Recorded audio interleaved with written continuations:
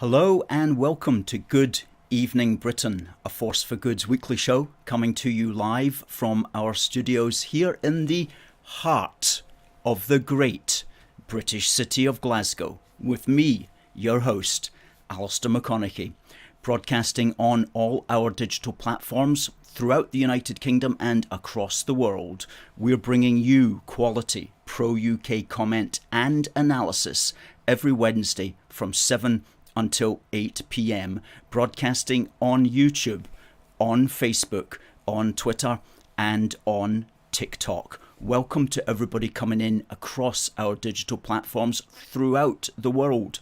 Folks, please, if you can, hit that share button, hit that retweet button, and let's get this word out to as many people as possible. And if you hit the retweet button, do a quote tweet and say something like, "Great show, worth a watch."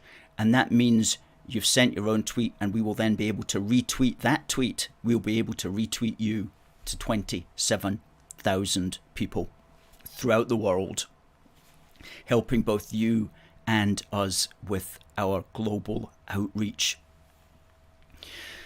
Folks, it is Wednesday the 9th of November, and in our programme tonight, got a packed show. The Sharm El Sheikhdown is well underway in Egypt. Please do send in your comments about that and what you think of it, and if you think it's worthwhile or if you think it's just a big fancy con by the WEF and other people who are just continuing to try to keep us all in panic mode and to keep us frightened and upset about reality, because that's how it appears to us, at least sitting here speaking to you. But more about that. We'll also be looking at our freedom of information request, which we made to the so-called quote-unquote Scottish government to ask them who was paying for the range of propaganda videos that they're putting out advocating separation for Scotland from the rest of the United Kingdom. We're going to be looking at the bill that's been tabled in Parliament, which is suggesting that at future constitutional referendums we have a minimum threshold that must be passed before the vote can be won by the side advocating the change. We've got our On This Day in British History. We've got our Busting Indy Myths Part 21, where we are going to be examining a new theory that the Nats are coming up with now, that the British Union is only somehow based on consent, and that the law has apparently nothing to do with holding the Union together. We're going to be showing how that is absolutely constitutionally illiterate. But what can we expect from the people who are suggesting such nonsense? We'll be examining that after the bottom of the hour, when we have our competition, which is for another one of our little badges here that say "Lest We Forget." And in the middle of the badge is a poppy.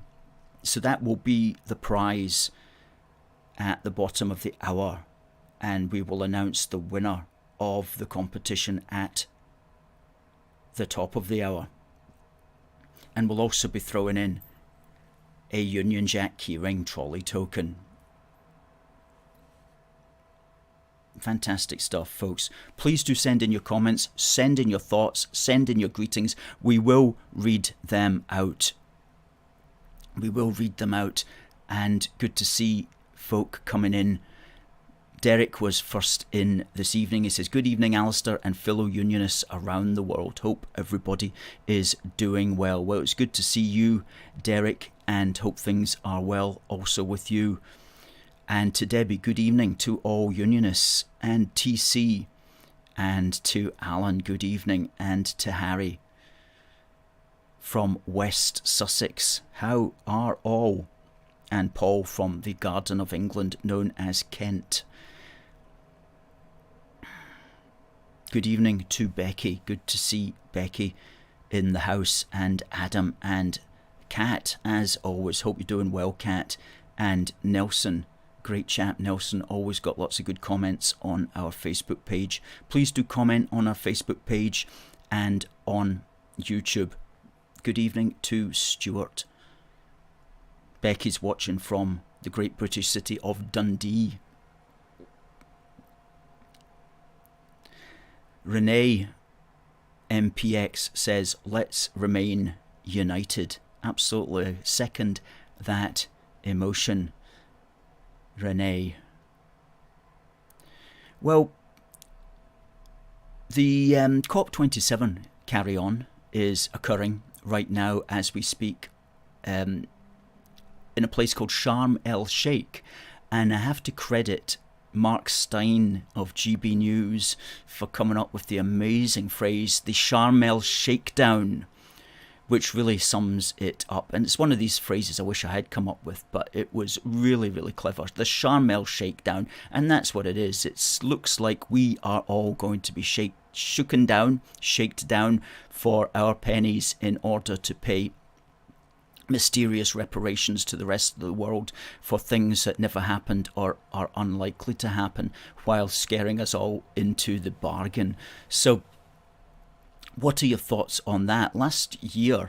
This time last year actually, it was COP26, and it was held here in the great British city of Glasgow, just a few yards really from our office. And we did what we could to keep the British end up, as always, and to try in such a context of madness to bring in a little bit of sense into the proceedings.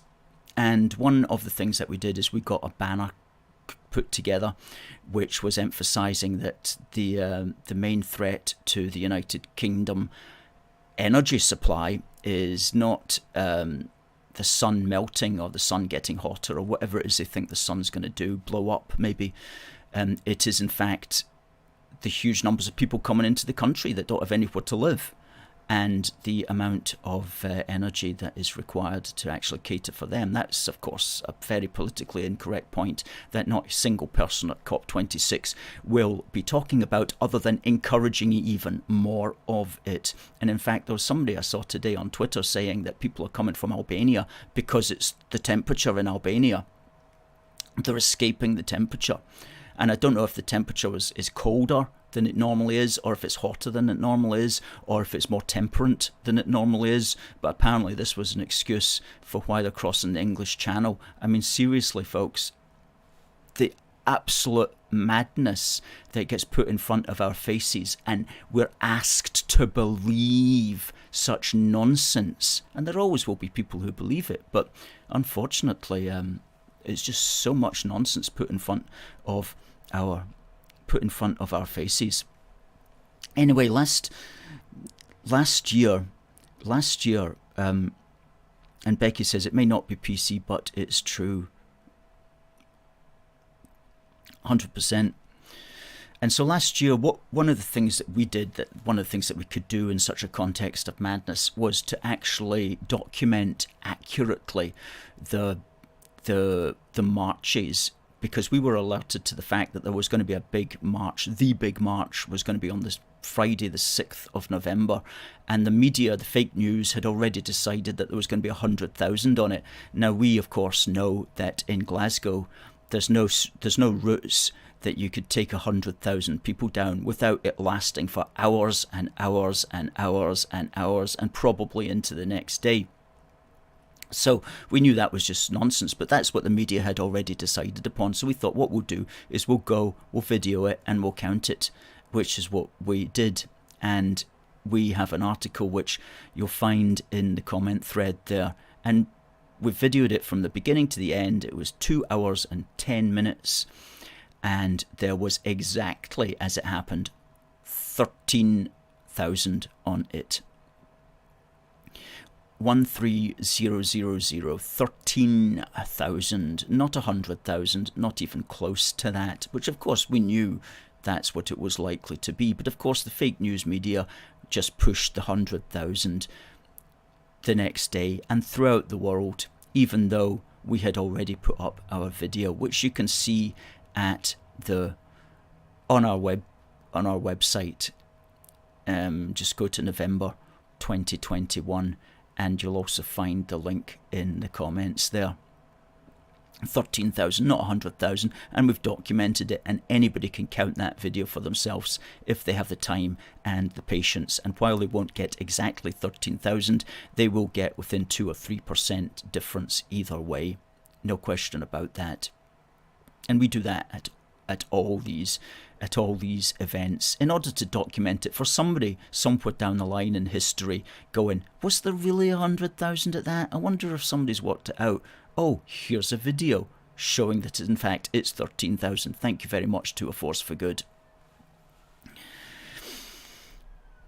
So my point there is that it's all hype. It's all hype.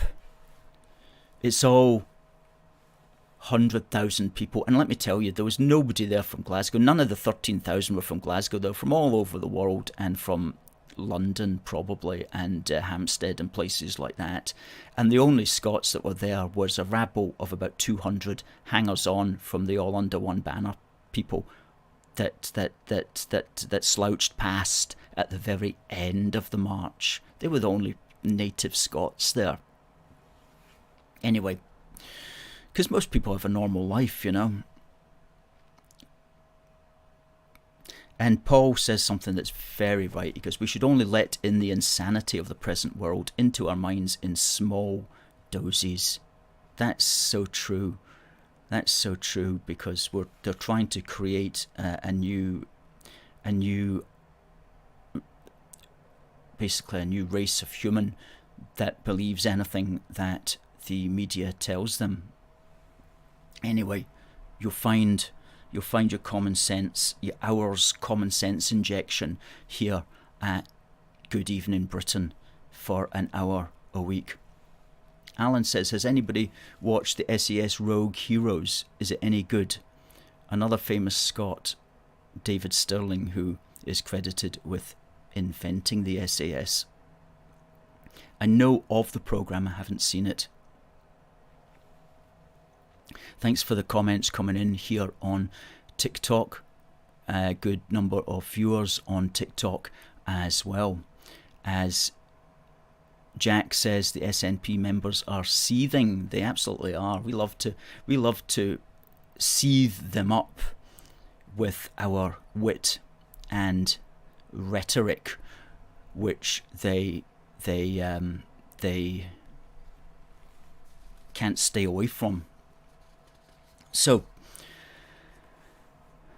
it's Remembrance Week. That flag, we don't have any more flags. Somebody's asked. We don't have any more of that flag, but what we do have is we have that flag in a Saltire. And here it is here.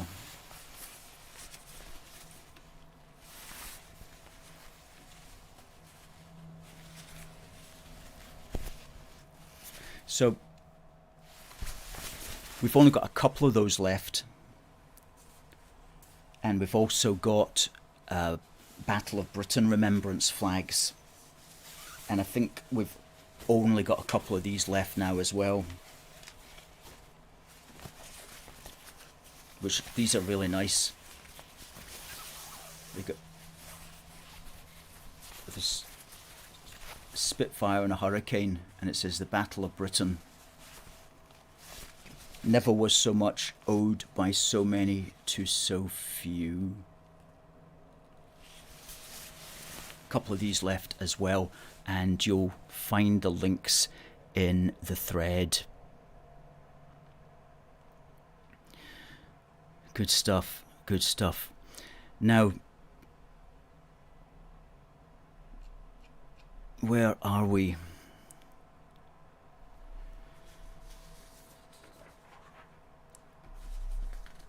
Yes, indeed.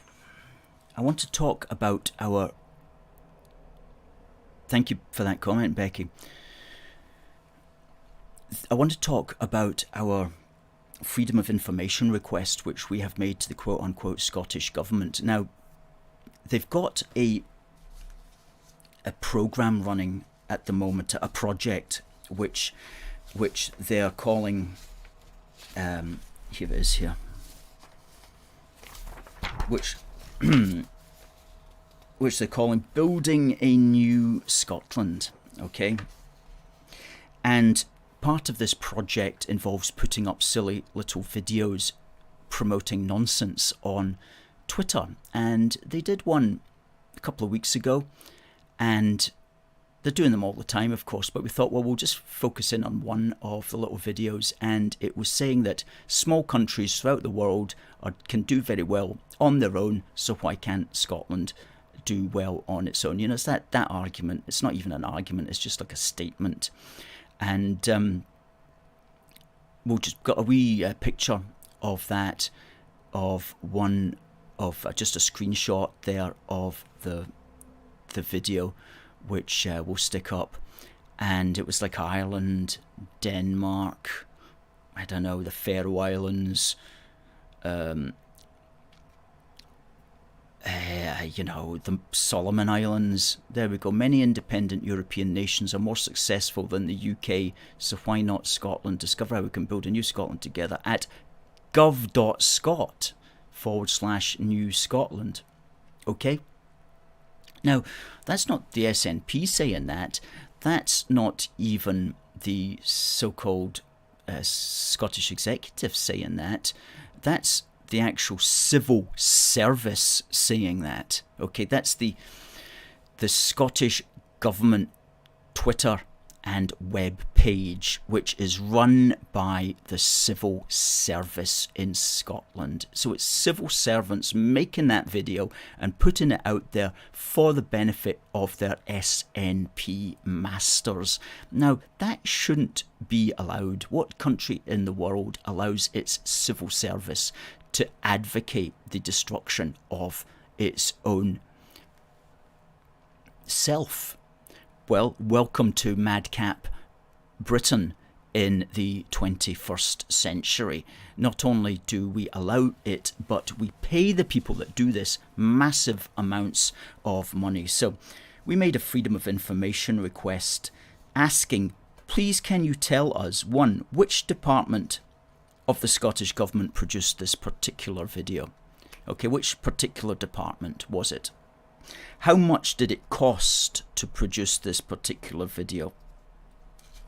Which department is promoting this Building a New Scotland project?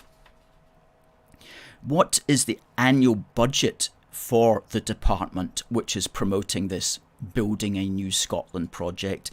And where does the money come from at source to pay that department? And this is the thing that we don't know, because in Scotland the funding mechanisms are so complex. You've got British taxpayers' money, you've got money that's taken only from Scottish taxpayers, you've got the Barnett formula, you've got UK government grants, you've got all sorts of funding mechanisms. It's very difficult to find out where the money actually comes from. It's one of the things that devolution has done. It really has mucked up one's ability to understand how the public sector is funded.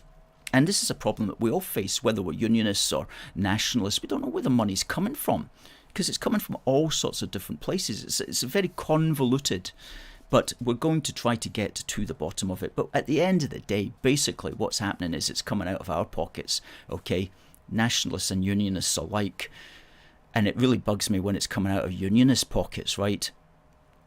Of course it does, because we are funding the breakup of our country. And I say this to people, you know, how are we as unionists expected to compete against that when money coming out of our pocket is going to the Scottish Executive? They're giving it to the civil servants who are using it to destroy the UK. That's so messed up. It's so messed up, and it's only in soft touch Britain where that is allowed. It has to stop. It really has to stop, and we've been very clear about this from the very beginning. This has to end, okay? And if you want an easy win, Rishi Sunak, then you stop the civil service from promoting policies which are deliberately intended to break up the UK.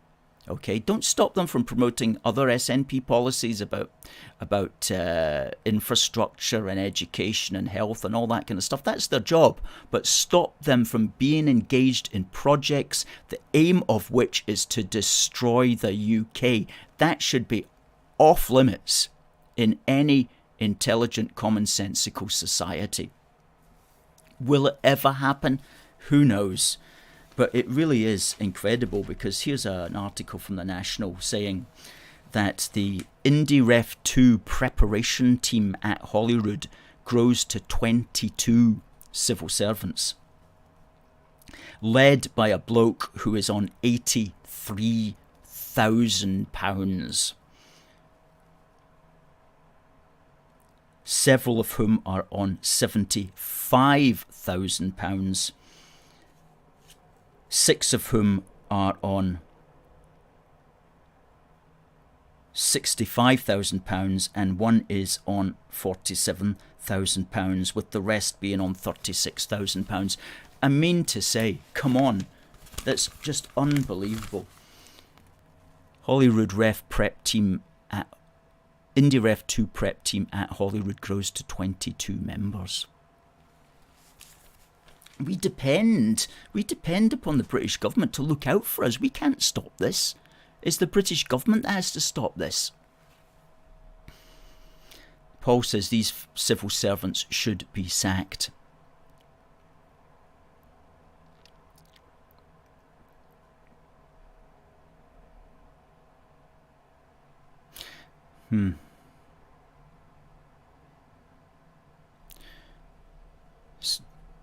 Alan asked, did you see the Greens' new pamphlet on Indy? No, we haven't seen the Scottish Cabbage Party's pamphlet on Indy, but if anybody does see it, well, I suppose we could see it if we wanted on the internet, couldn't we? So that's our freedom of information request, and it's going to be a good one, because we're going to hopefully get some good information from that, and that'll help us to at least move the debate on a little bit more. But it has to end. It has to end. Absolutely has to end.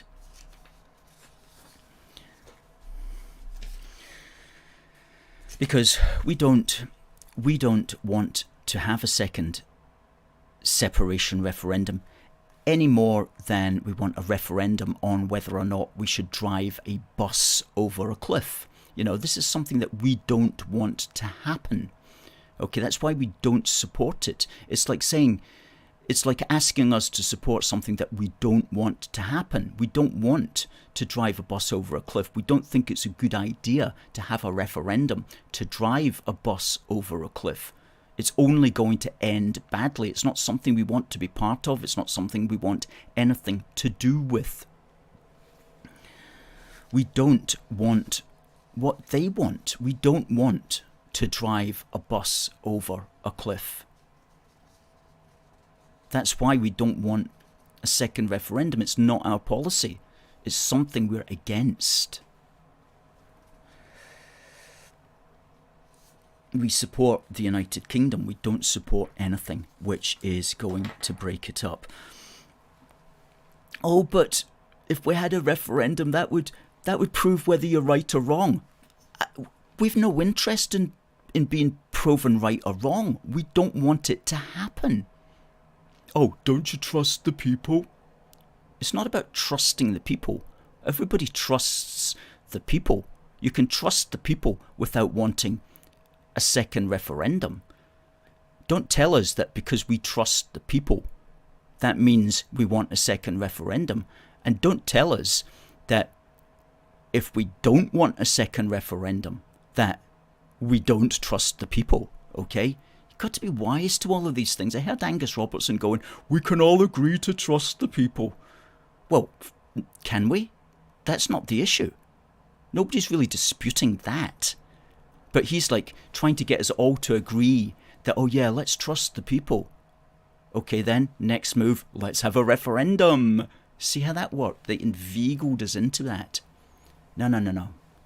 That's a completely different matter. A completely different matter. Don't try to fool us Mr. Robertson. In fact, I'm going to do a Busting Indy Myths about that rhetoric sometime in the future, about how to spot that kind of rhetoric. It's because it seems reasonable. Oh, I think we can all agree to trust the people. Yeah, we all trust the people. Well, let's have another referendum. No, let's not.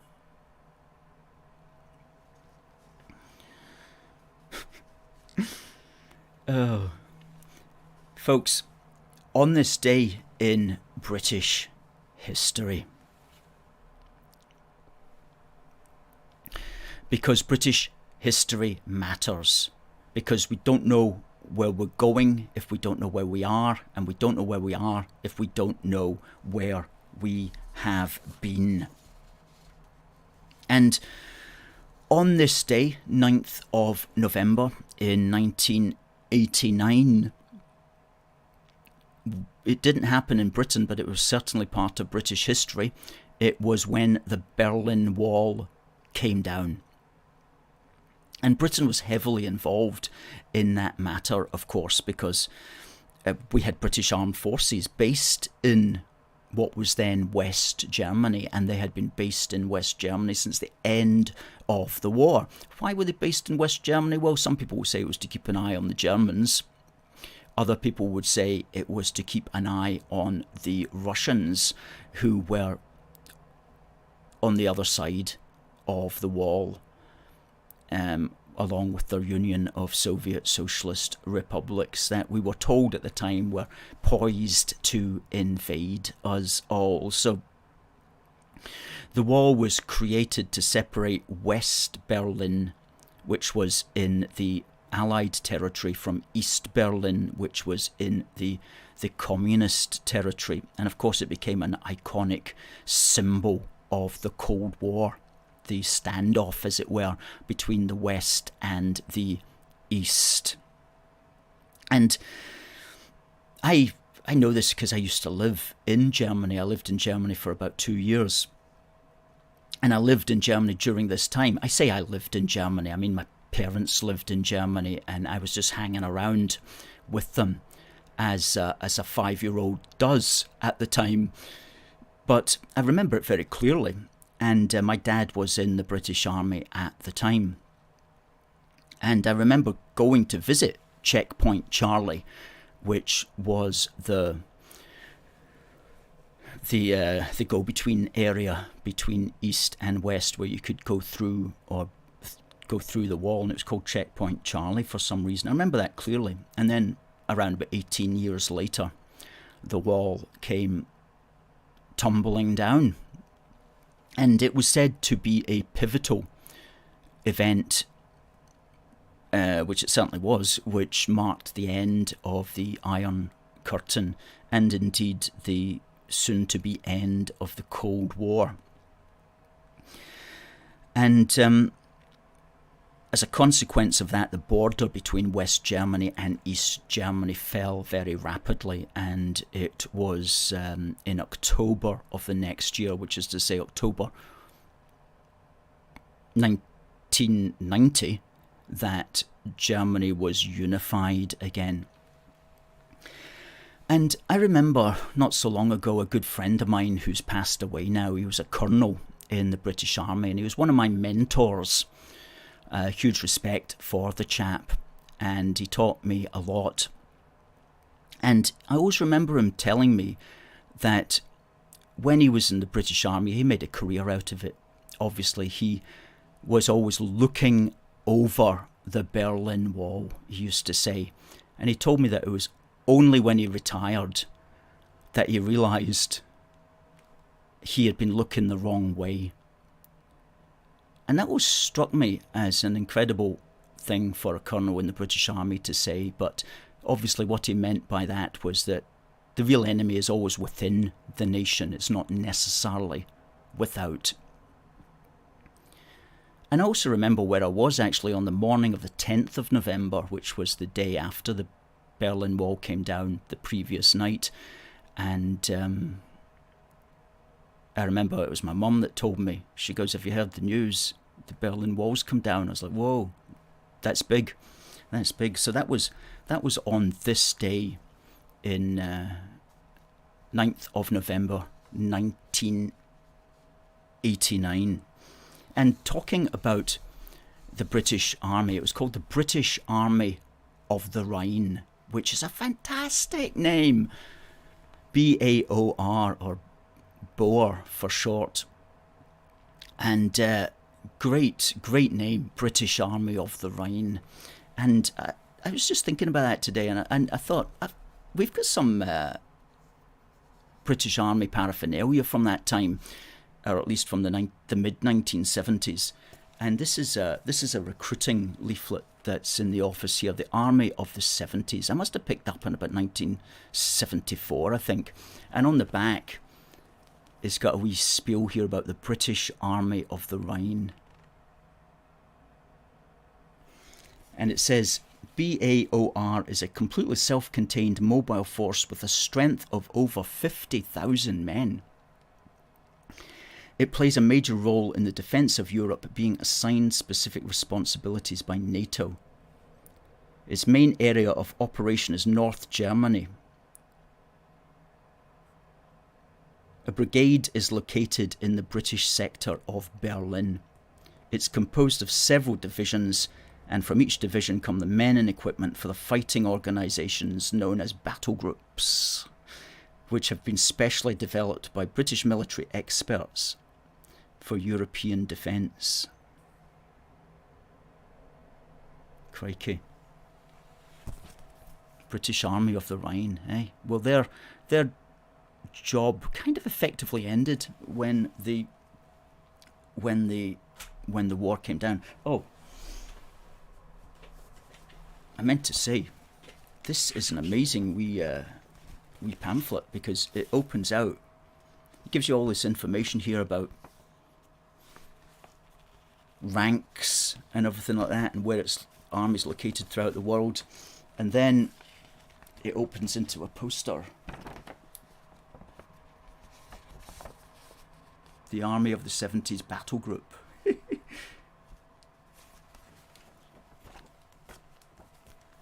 They don't make them like that anymore, I can tell you. I mean, I hate to think what a British Army recruiting leaflet is like these days. I hate to think.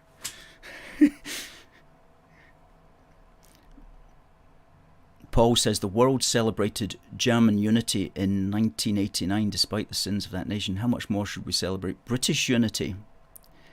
Indeed.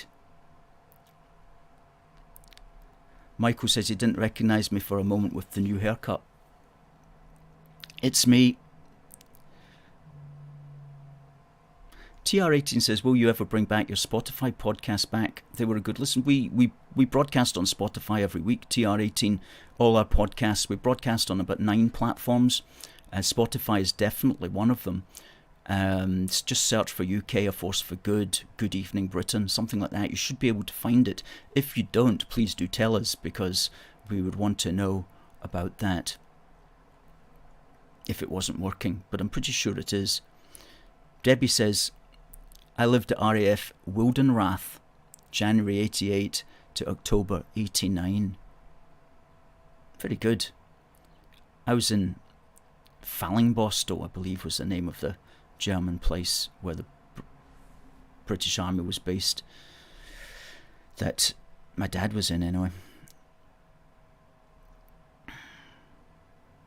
And so Paul says, quite rightly, Germany lost World War II and was divided. The Soviet Union lost the Cold War and broke up, but the British were the victors, so why should we suffer the same fate as them? Why should we be breaking up? Oh, it's a good point. It's a good point.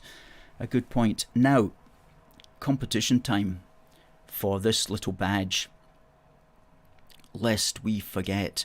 Now, send your answer, please, into contact@aforceforgood.uk. And the question which I'm going to ask is, on this day in 1989, what big event happened in Germany? Just describe it for us. And the first person, what big event happened in Germany on this day? in 1989. And that wee badge could be winging its way to you, along with our Union Jack keyring trolley token. We'll announce the winner, folks, at the top of the hour.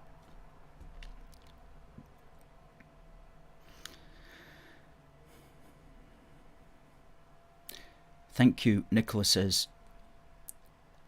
Nice haircut. Got it this morning, actually. Now, just so folk know, remember, we're waiting for the Supreme Court to announce whether or not the SNP can hold a second referendum. Now, we're probably not going to know until the actual morning that they announce it.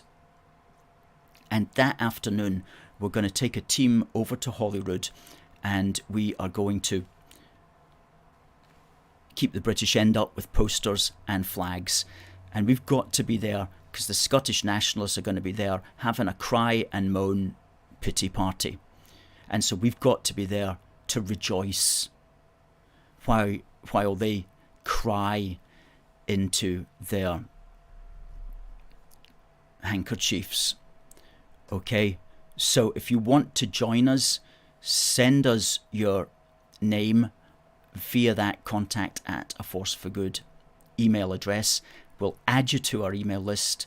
We'll add you to our text message list. And as soon as we hear, we'll contact you and we'll say, all stations go. We're going to be outside Holyrood on whatever day it is. But if you want to join us, as I say, we won't know until the actual day.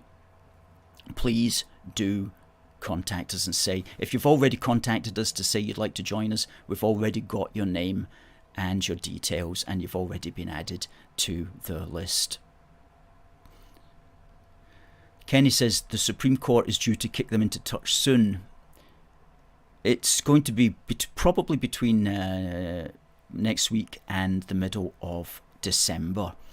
So if anybody's got any advanced knowledge about it, please do tell us, because we need all the intelligence on that particular matter that we can get.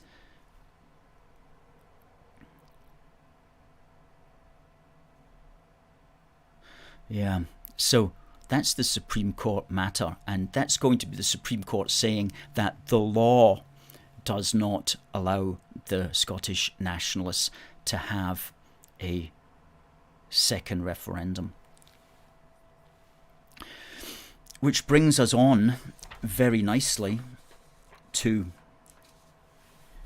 Busting Indy Myths, Part 21. Busting Indy Myths, Part 21. And we are busting Indy myths on the daily, weekly, monthly and yearly until the Scot Nats see clearly that we're down with the capital U to the K to the A to the double F G.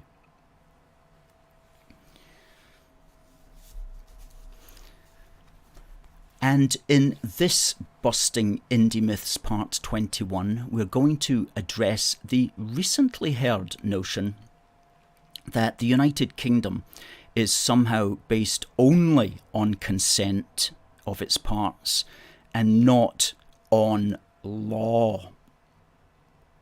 The implication being here that if one part does not consent to being part of the union any longer, then it's game over for the entire union. And this is a relatively recent Scottish nationalist innovation, and we've only been hearing it in the last few weeks, actually. And I'm not going to name the names of the people who are pushing this around, but there's some quite well-connected people who are thinking this is the next big argument that the SNP are going to win on. Well, they can't win on it because they're entirely wrong, as usual, on things. You know, so and it was brought to my attention when a BBC presenter interviewed Keir Starmer at the weekend there on the Sunday show, and it was a little bit of a cheeky interview, I have to say. And I have to say the BBC presenter was really he seemed to have an agenda in some of the ways that he was saying things, but one of the sort of questions that he asked was something to the extent that, is Scotland in a voluntary union?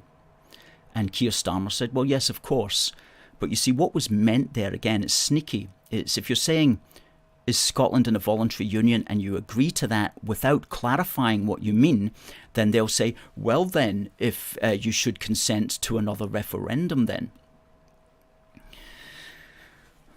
They'll demand that we agree to another referendum based only on the principle of consent and not on the principle of law as well.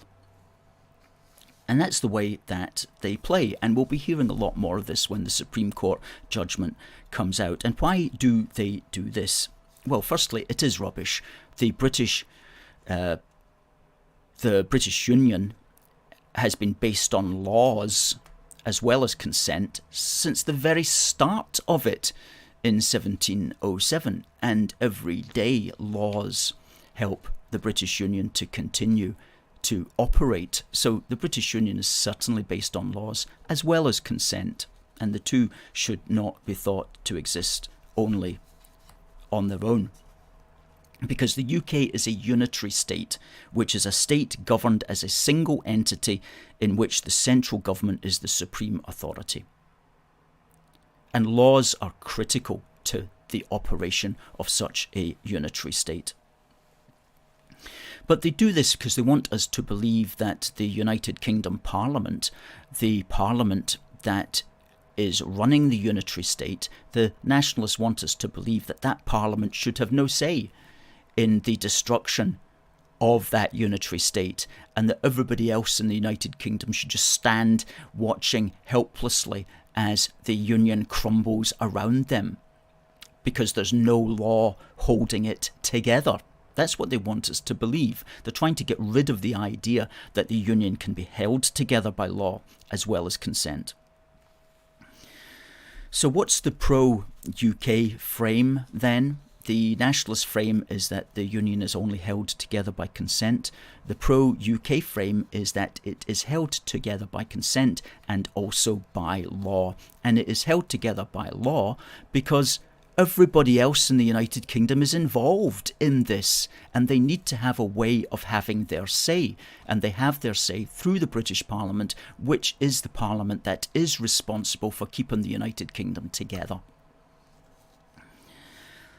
Democratically speaking, all the parts of the United Kingdom should be involved and considered and indeed protected where necessary. And we, as Unionists, consider those elements. Everybody has to be involved. It's the British Parliament, the Union Parliament, which is responsible for involving everybody in such a massive event as the potential destruction of the unitary state and the nation itself. Because, as I say, we're more than just a voluntary union based on consent. We're also a legal union based on laws. We're bound both by consent and by law. And that's the way that it should be. That's how a nation operates. A nation operates on law. There's nothing controversial about that. The laws are there to ensure that we're all involved and we're all considered, and if necessary, we're protected from the actions of any one of the parts that decides to go off and do its own thing. And this is why we're not like the EU.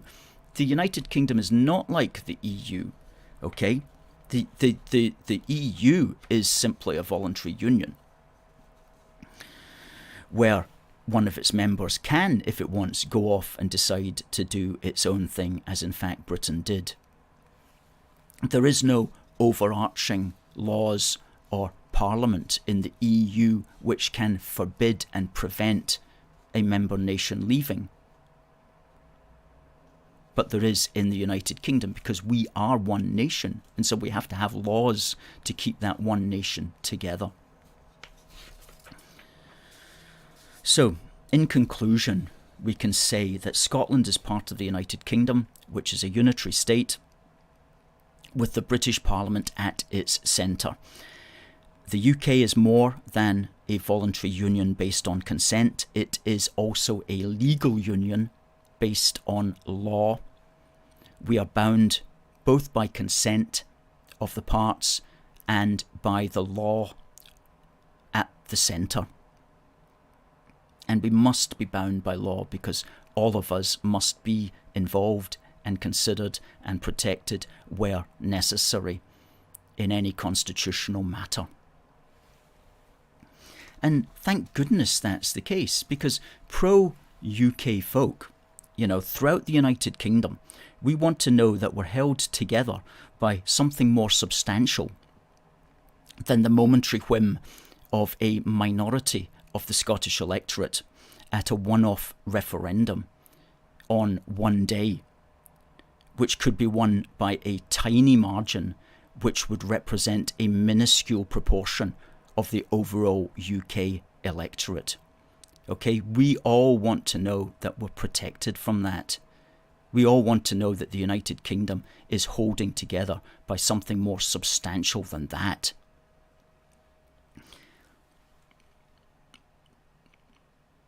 So here endeth Busting Indy Myths Part 21.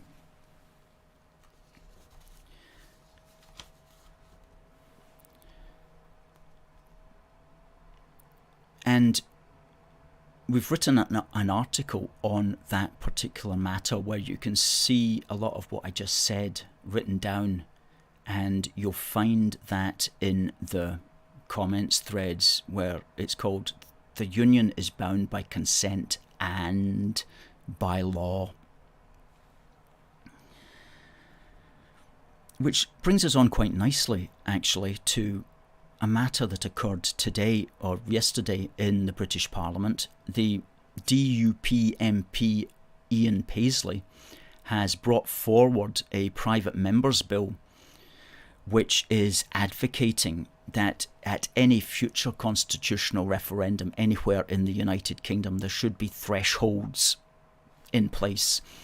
And a threshold is a barrier that has to be jumped before the referendum can be won. For example, at previous referendums, the theory has been that if you get 50% of the vote on the day plus one, then you win the referendum.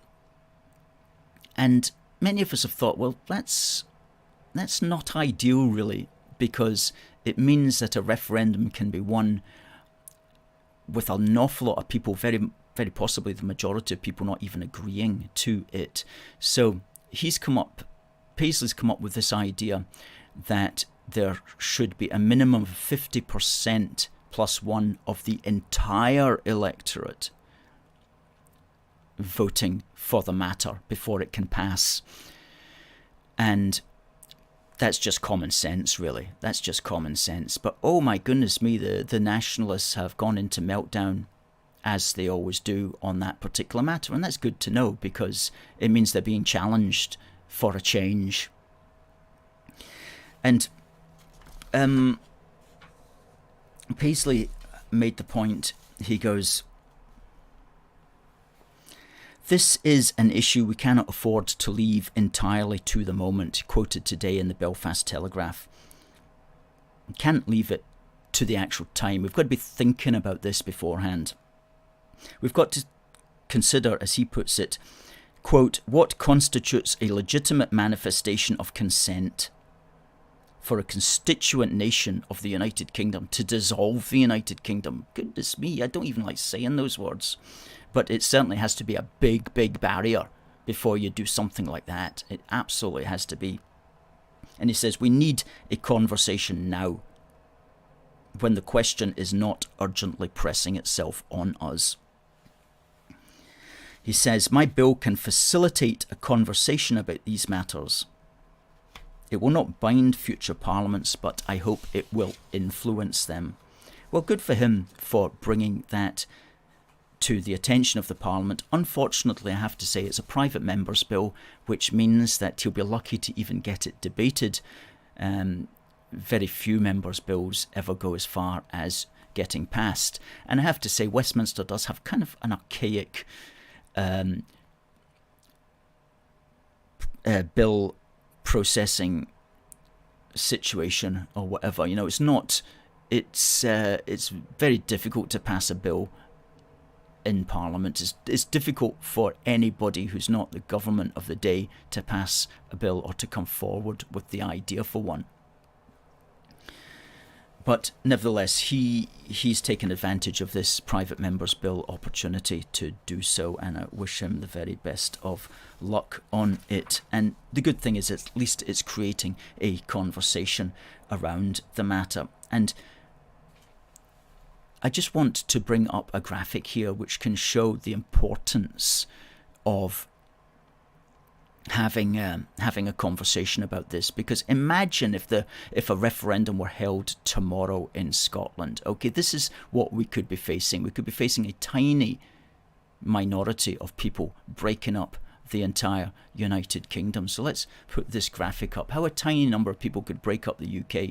Let's crunch the figures. So I crunched the figures last week using the latest electoral figures from the ONS. And you're looking there at an overall UK electorate of almost 49 million and an electorate in Scotland of 4,245,000. Now, let's presume that we had a referendum and it was the same turnout of 85%. That means that 3,608,000 people would vote in Scotland. Now, say the referendum was won by the Nationalists by 51 to 49%, although of course it could be a lot closer. What that would mean is the referendum to break up the UK would be won by a measly 1,840,000 people, which represents 3.77% of the overall UK electorate. It's utterly absurd to imagine that 3.77% of the overall UK electorate could break up the greatest nation in the world, because that 1,840,000 isn't even a majority of the electorate of the people of Scotland. Think about that. And even we've worked it out there, if the winning figures were reversed and it was 55% to break up and 45% to stay, that would still only be 1,984,640, which is still a minority of the overall Scottish electorate and only 4% of the overall UK electorate. In what democratic universe does it make sense for, let's say, 4% of a nation's electorate to break up the entire country? It's morally wrong and it's utterly absurd. Okay. Now, you can find those exact words in that article. A union of consent, not only a union bound by consent, not only law, that we posted a couple of days ago. You can find those figures in our recent article. And we have a winner, I'm glad to say. Now, we asked on this day in 1989, 9th of November, what event happened in Germany which changed the course of the world? The answer, of course, was the fall of the Berlin Wall coming down. And the winner is Rebecca Young. Congratulations, Becky. That's wonderful. Glad to be sending you that. We'll be sending you this tomorrow morning in the post, along with your Union Jack keyring.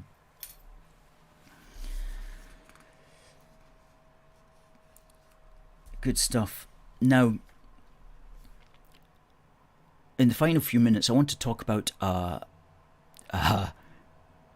statue today. A statue of the Queen was unveiled, the first one that we've seen.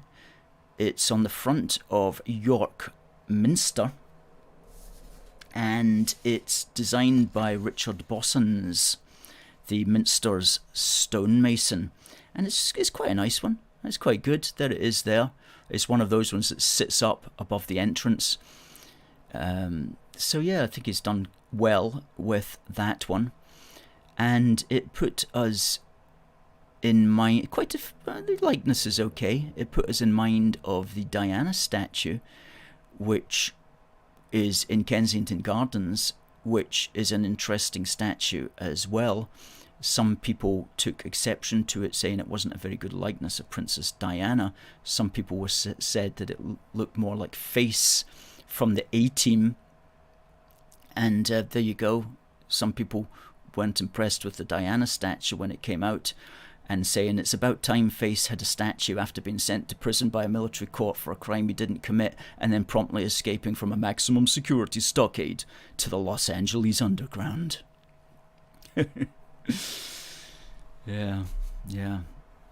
Talking about other crazy stuff today, there was a graphic that I saw that a Scottish nationalist was putting out, because they love to obsess about the world falling apart, and this guy put out a graphic saying that in 2100, which is to say that's 67 years from now, right? The oceans are going to rise by 100 meters, okay, in the next 67 years. Anyway, this is what Britain is going to look like if the waters rise by 100 meters. I'm glad to say the United Kingdom is still there. The Ireland looks like it could be in a little bit of trouble, though, the island of Ireland. Down in the south there, in the south of England, Sadiq Khan's London has been absolutely flooded, but that will probably make for some very interesting scuba diving at the turn of the next century, checking out all the ancient ruins underneath there. For some reason, the White Cliffs of Dover have also been swallowed up, so that gives you an idea of how much they imagine the waters are going to rise in the next 67 years. The White Cliffs of Dover get swallowed up, but somehow the south of Scotland is almost there in its entirety, I'm glad to say. And there around Birmingham, in the middle of England, looks like quite a nice little water feature, which you could probably enjoy sailing your boat around. And what it will make it difficult for, though, is our migrant friends coming over from Albania. They're not really going to know where to land, but at least we might have some. At least they've got the dinghies, so they can do a wee trip through all the waterways and come right up here, probably to Newcastle or Sunderland, or they could continue right up and go right up there to Cooper. For some reason, Cooper is got an island all to itself now. But somebody put this out, and this was put out, okay, that was put out by a person who calls himself a serious journalist, or at least he fancies himself to be a serious journalist. He gets books published almost every year by the Scottish book establishment, and he put that out seriously, thinking, like, this is a danger. If we don't get this sorted in 67 years, this is what he said the United Kingdom is going to look like, which I thought was funny because he's a well-known Scottish nationalist. But he says that's what the United Kingdom is going to look like. What's the mad world is he living in? The seas haven't risen for thousands of years, but in the next 67 years, they're going to rise by 100 meters. It's this sort of mentality that we're dealing with is just absolutely crazy.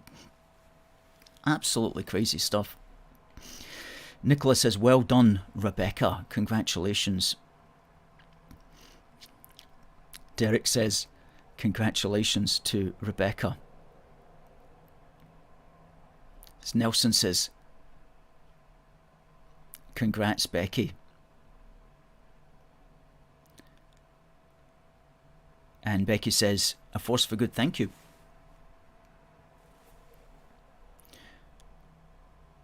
Congratulations to this week's winner. Now, folks, remember you can get your flags by going to our shop, a force for good UK/shop-1. We'll put up the link there.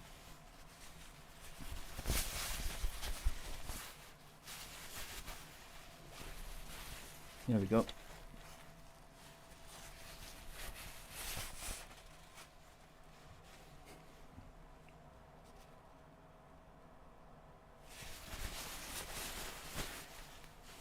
Only got a couple of those left, along with our Battle of Britain flags. Okay, folks, come to the bottom of the hour. Nicola says, wonderful programme as always. Thank you. Thank you, Nicola.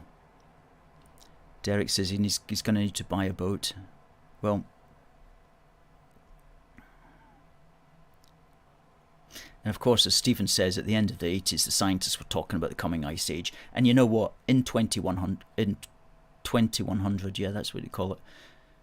In 2100, they'll just wheel out that old graphic again and say this is what Britain's going to look like in 2200. They will. That's the modus operandi. Or you could buy a flat at the top of the Shard. Nelson's going to move up to Glasgow. Folks, thanks to all our Unionist friends and supporters for joining us this evening. We will see you next week. So it just remains for me to say, folks, thanks very much for watching. Thanks for all your comments on TikTok as well. I read them all. I do appreciate them. The good, the bad, and the indifferent. Great stuff. And also, thank you to everybody on the other platforms. Just remains for me to say, God bless the United Kingdom and God save the King. See you next week.